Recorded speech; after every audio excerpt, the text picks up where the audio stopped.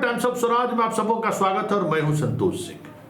और आज हम टाइम्स ऑफ स्वराज में चर्चा करने जा रहे हैं कि टाइम्स ऑफ स्वराज द्वारा जो खबर चलाई जाती है उस खबर पर कितना व्यापक स्तर पर असर होता है, उसकी वानगी हम आज आपको बताते हैं।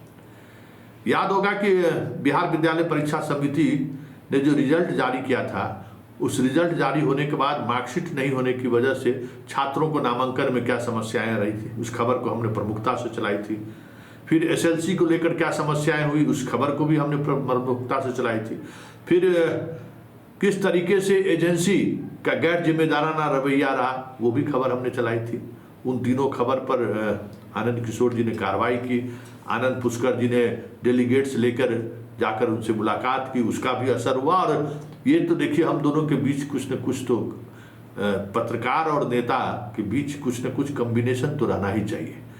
क्या आप अगर किसी ऐसे इशूज को लेकर आवाज़ उठा रहे हैं तो कहीं से आपके साथ भी खड़े रहें, सिस्टम में लोग खड़े हों, इसकी कोशिश हम पत्रकारिता में जब से है ये करते रहते हैं कि ब्यूरोक्रेसी में भी जो कुछ लोग हमें जानने वाले हैं उनसे हम मदद सहयोग लेते हैं, पॉलिटिक्स में भी जो अच्छे लोग हैं उनसे हम सहयोग लेते हैं कि ये जो है सो पब्लिक इशूज है, इस पर आप मेरा साथ दें। और मेरी सफलता का राज यही है। और तीसरी जो सबसे बड़ी सफलता हुई है, जिसको लेकर बड़ी बड़ी बातें शिक्षक लोग कर रहे थे, अभी 2 दिन पहले हमने खबर चलाई थी सीतामढ़ी में किस तरीके से मीडिया को रोका गया था खबर करने से, और डीएम ने सिर्फ संज्ञान ही नहीं लिया है, उस जिला शिक्षा पदाधिकारी के उस आदेश को निरस्त ही नहीं किया है, एक अलग से नोटिस भी जारी कर दिया है कि मीडिया को किसी भी तरीके से उनके काम काज में कहीं भी कोई भी पदाधिकारी दखल नहीं दे सकता।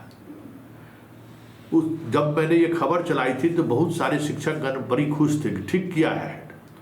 और हमसे लोग पूछ रहे थे कि आपका क्वालिफिकेशन क्या है, आप मीडिया में पढ़ाई किए हैं?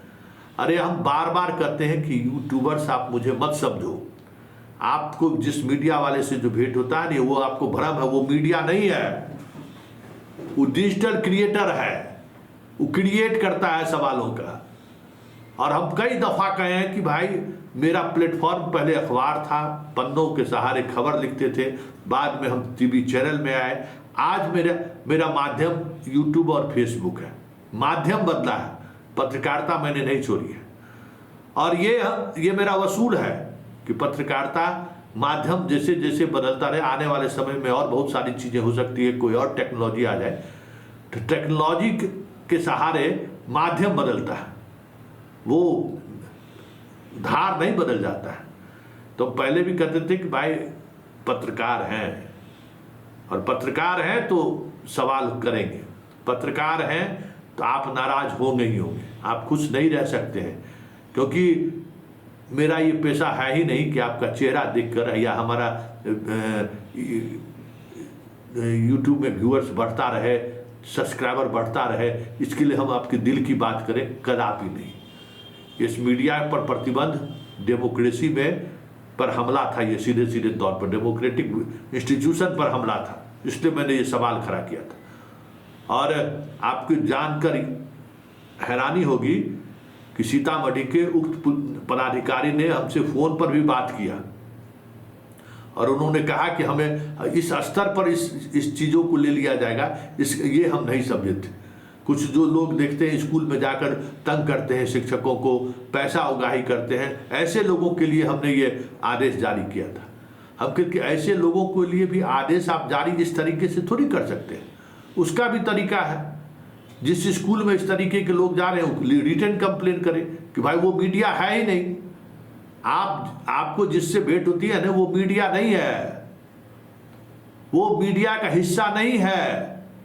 ये बात आप समझ लीजिए कि एगो यूट्यूब पर हम चैनल बना लिए हम मीडिया हो गए, नहीं, वो डिजिटल क्रिएटर है, वो मीडिया नहीं है। और हम डिजिटल क्रिएटर के साथ मीडिया इसलिए हैं कि हम सवाल करते हैं, हम चीज़ों की गहराई तक जाते हैं, हम खबर के पीछे की खबर तक पहुंचने की कोशिश करते हैं।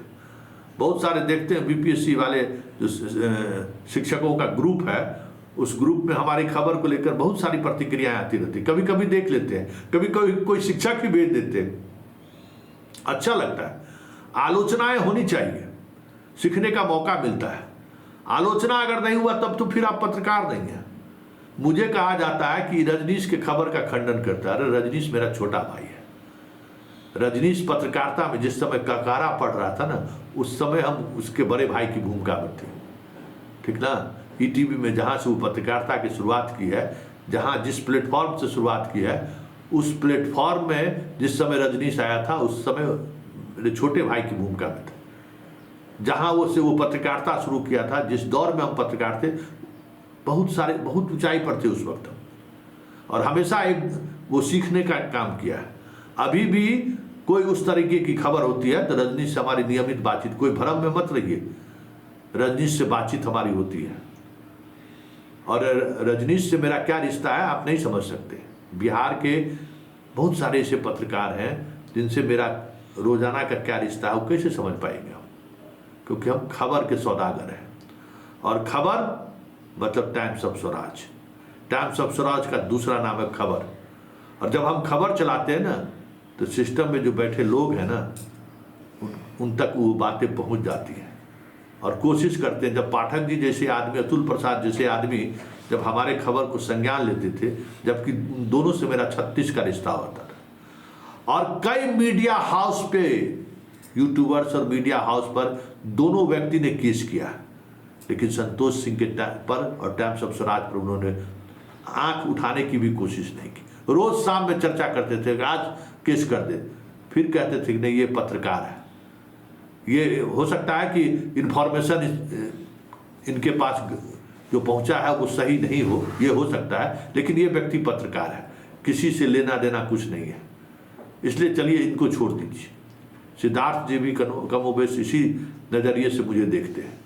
और इस पूरे प्रदेश की जो ब्यूरोक्रेसी है, चाहे पुलिस सिस्टम है, जो कोई भी है, मेरे बारे में जब कभी भी पता करते हैं तो यही बातें सामने आती हैं। राजभवन पर को लगातार खबर चला रहे थे ना, राजभवन में जिनके बारे में हम खबर चला रहे थे वो हमारे एक मित्र से टकरा गए, और टकरा गए तो बहुत सारी बातें हुई। तब पता चला कि नहीं, किसी के इन्फ्लुएंस में आकर हम खबर नहीं चलाते, हम खबर के तहकीकात करते हैं, इसलिए खबर का असर भी होता है।